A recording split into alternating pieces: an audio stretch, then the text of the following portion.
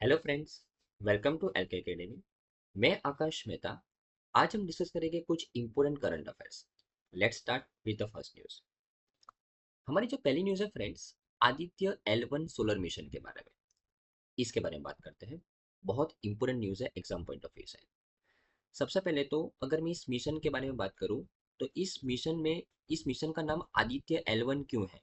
Because इस mission के under में हम आदित्य का ऑब्जर्वेशन करते हैं। आदित्य मतलब सन का ऑब्जर्वेशन करते हैं। अभी ये आदित्य L1, ये L1 क्यों रखा गया इस मिशन का नाम? बिकॉज यहाँ पे सन के ऑब्जर्वेशन के लिए हमने जो स्पेसक्राफ्ट भेजा है ना, उसको कौन सी ऑर्बिट में रखा है? लाग्रांज 1 पॉइंट, L1 पॉइंट की ऑर्बिट में रखा है। देखो फ्रेंड्स, ये मिशन में हमने जो सूर्य के ऑब्जर्वेशन के लिए जो स्पेसक्राफ्ट भेजा है, वो कहाँ पे रखा है? L1 पॉइंट पे रखा है। कहाँ पे रखा है? L1 पॉइंट पे। अब ये L1 पॉइंट क्या है? L1 पॉइंट को बोलते हैं लाग्रांज 1 पॉइंट। ये L1 पॉइंट क्या है? ये आदित्य मिशन के अंदर में हम सन को कैसे ऑब्जर्व करने वाले हैं, ये सब के बारे में हम डिटेल में चर्चा करेंगे। राइट। सबसे पहले, ये मिशन को हम रिसेंट न्यूज में क्यों पढ़ रहे हैं? बिकॉज वैसे तो ये मिशन को लॉन्च किया गया था 2 सितंबर 2023 को लॉन्च किया गया था। 2 सितंबर 2023 को लॉन्च किया गया था। और ये मिशन में जो स्पेसक्राफ्ट है, वो L1 पॉइंट पे कब पहुंचा था? 6 जनवरी 2024 को वो L1 पॉइंट पे भेजा था, पहुंचा था। राइट। लॉन्च किया गया था 2 सितंबर को 2023 को, और मिशन के अंदर में जो स्पेसक्राफ्ट है वो ये L1 पॉइंट पे कब पहुंचा? 6 जनवरी 2024 पे पहुंचा। राइट। अभी लेकिन हम इसको रिसेंट न्यूज में क्यों पढ़ रहे हैं फ्रेंड्स? बिकॉज ये जो आदित्य L1 मिशन है, उसके अंडर में हमने एक पेलोड भेजा है। एक पेलोड जिसका नाम है solar ultraviolet imaging telescope suite payload. ये पेलोड के द्वारा एक इमेज कैप्चर किया गया है। किसका इमेज कैप्चर किया गया है? कर्नल का। ये कर्नल क्या है? एक फ्लेयर है। फ्लेयर का मतलब होता है लावा। तो जो सन के अंदर से जो लावा निकल रहा है, सन का जो लोअर एटमॉस्फेयर है, जिसको नाम दिया है फोटोस्फीयर और क्रोमोस्फीयर, उसमें से जो लावा निकला है, उसका यहाँ पे इमेज कैप्चर किया गया है इस टेलीस्कोप के माध्यम से। ये टेलीस्कोप एक पेलोड है, वो स्पेसक्राफ्ट का, जो हमने आदित्य L1 मिशन के अंडर में भेजा था। राइट ना? तो उसके द्वारा ये पहला इमेज कैप्चर किया गया है। इस इमेज उसने किसका कैप्चर किया है? कर्नल। ये कर्नल क्या है फ्रेंड्स?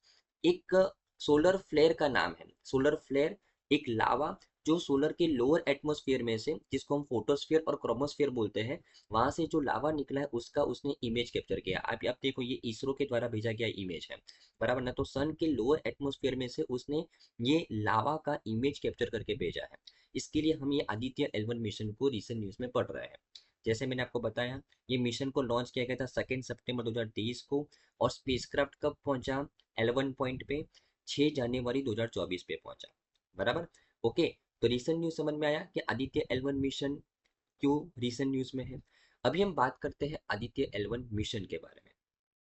अभी ये जो मिशन लॉन्च किया गया है फ्रेंड्स, जैसे मैंने आपको बताया, सन को ऑब्जर्व करना है, इसके लिए इसका नाम रखा गया आदित्य। और यहाँ पे L1 उसका नाम क्यों रखा गया? आदित्य L1 क्यों रखा गया है? बिकॉज यहाँ पे जो स्पेसक्राफ्ट हमने सन को ऑब्जर्व करने के लिए भेजा है, वो कहाँ पे घूम रहा है? L1 ऑर्बिट पे, मतलब L1 पॉइंट पे घूम रहा है, लाग्रांज 1 पॉइंट।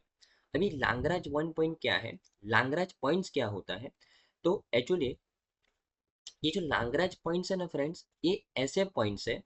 फॉर एग्जांपल, यहाँ पे अगर मैं बात करूँ, ये हमारा सन है और ये हमारी अर्थ है, बराबर ना? तो ये दो बड़े ऑब्जेक्ट्स हैं। ये दो बड़े ऑब्जेक्ट्स के, फॉर एग्जांपल, सन का भी कुछ ग्रेविटेशन फोर्स होता है और अर्थ का भी कुछ ग्रेविटेशन फोर्स होता है। तो लाग्रांज पॉइंट्स ऐसे पॉइंट होते हैं जहाँ पे ये बड़े बड़े ऑब्जेक्ट्स का जो ग्रेविटेशन फोर्स है ना, वो नलीफाई हो जाता है।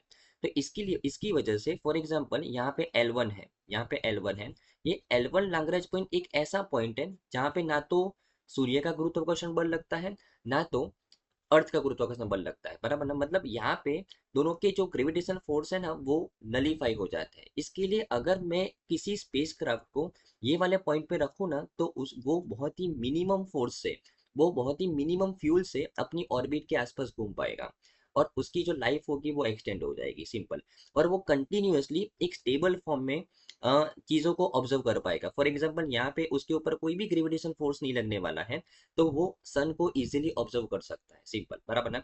इसकी वजह से यहाँ पे लैग्रांज, हाँ, इसके लिए यहाँ पे अगर किसी चीज को स्टडी करना है कंटिन्यूअस बेसिस के ऊपर, इसके लिए स्पेसक्राफ्ट को लैग्रांज पॉइंट्स के ऊपर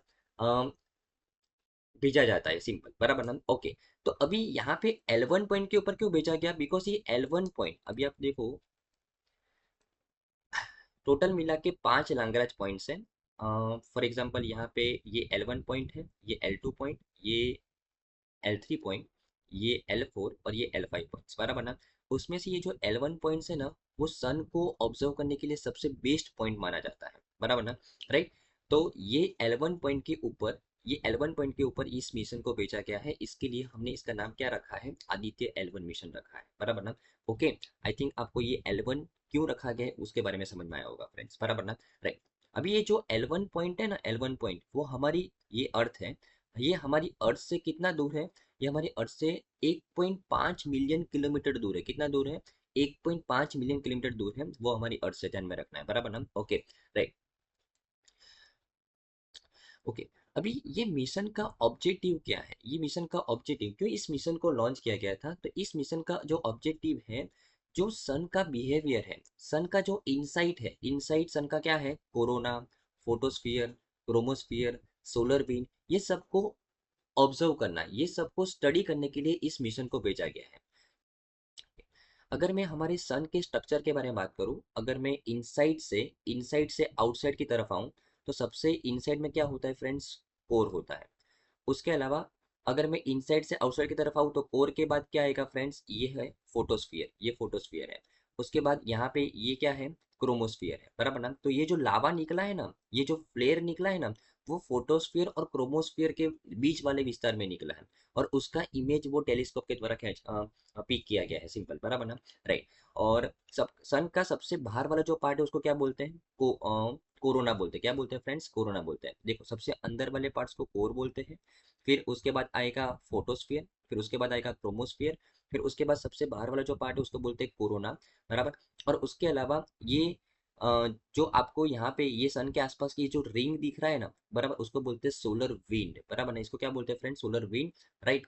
तो यह ये सन के स्ट्रक्चर का कुछ इंपॉर्टेंट पार्ट है जिसको स्टडी करने के लिए यहाँ पे इस मिशन को भेजा गया है, बराबर ना, राइट। ओके, अभी आपके मन में एक विचार आया होगा फ्रेंड्स कि सर, कि सन को एक्सप्लोर करना इतना जरूरी क्यों है? अभी जरूरी क्यों है फ्रेंड्स? बिकॉज ये जो सन है हमारा, वो हमारे सोलर सिस्टम के सेंटर में है, बराबर ना। और उसके इर्द गिर्द ही हमारे सारे प्लैनेट्स घूमते हैं, राइट ना। तो सन का जो बिहेवियर है उसको स्टडी करना बहुत ही इंपॉर्टेंट है, कि वो क्या इम्पेक्ट कर रहा है हमारे सोलर सिस्टम के ऊपर, उसको भी स्टडी करना बहुत जरूरी है। अगर हम सन के बिहेवियर को जान पाएंगे तो हम हमारे जो स्पेस है उसका वेदर का प्रिडिक्शन कर पाएंगे, क्योंकि solar activities such as solar flares और कोरोनल मास इजेक्शन की वजह से हमारे अर्थ के एटमॉस्फेयर के ऊपर क्या फर्क पड़ने वाला है, वो भी हम प्रिडिक्ट कर पाएंगे, बराबर ना, राइट। और सोलर के फिजिक्स के बारे में हमको और एडवांस नॉलेज मिल पाएगा, उसके मैग्नेटिक फील्ड्स के बारे में, उसके हीटिंग मैकेनिज्म के बारे में, उसके प्लाज्मा डायनेमिक के बारे में। आपको एक इंटरेस्टिंग फैक्ट बताऊं फ्रेंड्स, कि यहाँ पे सन का जो कोर सेक्शन में जो टेम्परेचर होता है ना, उससे कहीं ज्यादा टेम्परेचर उसके कोरोना सेक्शन में टेम्परेचर होता है। यस यस यस, बराबर ना। तो ये क्यों होता है उसकी भी स्टडी हम कर पाएंगे, उसके ऊपर भी रिसर्च कर पाएंगे ऐसे मिशन के माध्यम से, बराबर ना, राइट। तो आई थिंक आपको फ्रेंड्स आदित्य L1 मिशन के बारे में पूरा अच्छे से समझ में आया होगा फ्रेंड्स, बराबर ना, राइट। ओके, हमारे नेक्स्ट इंपॉर्टेंट न्यूज़ है फ्रेंड्स, कि इंडिया अभी 2800 किलोमीटर लंबा, जो दुनिया का सबसे लॉन्गेस्ट एलपीजी पाइपलाइन को कमीशन करने जा रहा है। यस, दुनिया का सबसे लॉन्गेस्ट एलपीजी पाइपलाइन को कमीशन करने जा रहा है इंडिया, दिस ईयर 2025 के अंदर। 2800 किलोमीटर लंबा है, बराबर ना। इसके बारे में समझ रहे हैं, बराबर। अभी अगर मैं इस एलपीजी पाइपलाइन की बात करूं, तो ये जो एलपीजी पाइपलाइन है वो शुरू कहाँ से होने वाला है? तो शुरू होने वाला है कंडला से, और एंड कहाँ पे होने वाला है? गोरखपुर के अंदर, बराबर ना। ओके, चल, अभी अगर मैं कंडला की बात करूँ, तो ये हमारे इंडिया का मैप है, उसमें ये हमारा गुजरात है। और ये गुजरात के कंडला से यूपी के गोरखपुर तक ये एलपीजी पाइपलाइन को बिछाया जाएगा, बराबर ना। टोटल 2800 किलोमीटर लंबा है। कितना? 2800 किलोमीटर लंबा है। जितनी भी इंपॉर्टेंट सिटीज हैं, आप देखो, गांधीनगर, अहमदाबाद, इंदौर, उज्जैन, भोपाल, बराबर ना, राइट, झांसी, उसके अलावा कानपुर, लखनऊ, राइट, वाराणसी और गोरखपुर, जितनी भी इंपॉर्टेंट सिटीज है उसको यहाँ पे कनेक्ट करता हुआ ये कंडला से गोरखपुर तक का एक एलपीजी पाइपलाइन बिछाया जाने वाला है, बराबर ना, ओके। और उसका काम शुरू हो गया है और मार्च 2025 तक, मार्च 2025 तक, मार्च 2025 तक उसका फेज वन कंप्लीट हो जाएगा और ये फुल्ली ऑपरेशनल हो जाएगा बाई जून 2025 तक, बराबर ना। तो इस साल इंडिया वर्ल्ड का सबसे लॉन्गेस्ट एलपीजी पाइपलाइन कमीशन करने वाला है। कितना किलोमीटर का है? 2800 किलोमीटर का है। और ये जो पाइपलाइन है वो कौन इम्प्लीमेंट करवा रहा है? तो एक जॉइंट वेंचर बनाया गया उसके लिए। कौन सी? तीन कंपनी का। तो इंडियन ऑयल, बीपीसीएल और एचपीसीएल, ये तीन कंपनी के द्वारा एक जॉइंट वेंचर बनाया गया और ये जॉइंट वेंचर इस पाइपलाइन को इम्प्लीमेंट करवा रहा है, बराबर ना। टोटल इस पाइपलाइन को बिछाने में 1.3 बिलियन डॉलर, मतलब अप्रोक्सीमेटली 10,000 करोड़ का यहाँ पे खर्चा होने वाला है, बराबर ना। और अगर ये पाइपलाइन एक फुल्ली ऑपरेशनल हो जाएगी एक बार, तो उसके माध्यम से हम कितना सप्लाई कर पाएंगे? तो 8.3 million ton per year. 8.3 million ton per year मतलब जितनी हमारी एलपीजी कंजम्पशन का जो हमारा डिमांड है उसका 25% जो ट्रांसफॉर्मेशन है हम इस पाइपलाइन के माध्यम से कर पाएंगे, सिंपल, बराबर ना। जितनी हमारी डिमांड है उसका 25%। बहुत ही बड़ा प्रोजेक्ट है फ्रेंड्स, बहुत ही बड़ा, बराबर ना। ओके, तो ये तो हमने रिसेंट न्यूज़ पढ़ ली कि भाई इंडिया कंडला से गोरखपुर एलपीजी पाइपलाइन इंप्लीमेंट करने वाला है। जून 2025 तक ये फुल्ली ऑपरेशनल हो जाएगा और 25% डिमांड को वो फुलफिल कर पाएगा, सिंपल, बराबर ना, राइट। अभी ये जो पाइपलाइन है वो हमने कंडला पे ही क्यों शुरू करवाई? वो कंडला पे ही क्यों शुरू करवाई? बिकॉज अगर मैं बात करूँ ना फ्रेंड्स, तो हम एलपीजी को इंपोर्ट करवाते हैं ये अरेबियन कंट्री से। ये इंडिया है हमारा, इंडिया का वेस्टर्न कोट हो गया, यहाँ पे अरेबियन सी है, ये अरेबियन सी है और अरेबियन सी की इस तरफ बराबर ना सऊदी अरेबिया और ओमान, ये अरेबियन कंट्रीज है, वहां से हम एलपीजी को इंपोर्ट करवाते हैं। तो वो जो इंपोर्ट होता है वो नॉर्मली ये जो गुजरात का यहाँ पे कंडला पोर्ट है ना वहाँ पे इंपोर्ट होता है।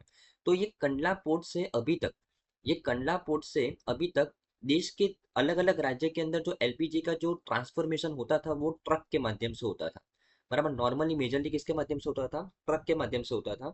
एक ट्रक के माध्यम से होता था, उसकी वजह से बहुत सारे प्रॉब्लम्स आते थे। कौन कौन से प्रॉब्लम्स आते हैं? सबसे पहले तो ट्रैफिक कंजेशन, उसके अलावा environmental pollution, carbon emission.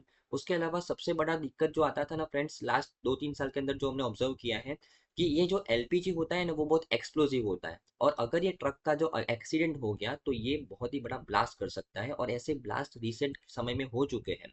Coimbatore के अंदर और जयपुर के अंदर लास्ट 2 साल के अंदर 2 बार ऐसे ब्लास्ट देखने को मिले हैं और बहुत सारी जानहानि हुई है। तो ये सब रोड एक्सीडेंट को कम करने के लिए, एमिशन को कम करने के लिए और कंटिन्यूअस एलपीजी सप्लाई को पहुंचाने के लिए यहाँ पे इस पाइपलाइन को बिछाया जा रहा है, बराबर ना, राइट। किसके द्वारा? इंडियन ऑयल, बीपीसीएल, एचपीसीएल के जॉइंट वेंचर के द्वारा, बराबर ना, ओके, राइट। तो जैसे मैंने आपको बताया कि इस पाइपलाइन का जो स्ट्रेटेजिक और इकोनॉमिक सिग्निफिकेंस है वो क्या है, तो रोड ट्रांसपोर्ट के ऊपर हमारा डिपेंडेंस कम करवाएगा, ट्रांसपोर्टेशन कॉस्ट कम करवाएगा, उसके अलावा एनर्जी सिक्योरिटी को इन्हेंस करेगा, क्योंकि आजकल एलपीजी बहुत ही इंपॉर्टेंट है। गांव के अंदर जहाँ पे अभी तक चूल्हे के ऊपर खाना बनाया जा रहा था उसके अंदर हमने एलपीजी को प्रमोट किया है, तो इसके लिए एलपीजी का कंटिन्यूस सप्लाई बहुत जरूरी है। इसके लिए एनर्जी सिक्योरिटी को इन्हेंस करने के लिए भी एलपीजी पाइपलाइन प्रोजेक्ट बहुत इंपॉर्टेंट रोल प्ले करेगा।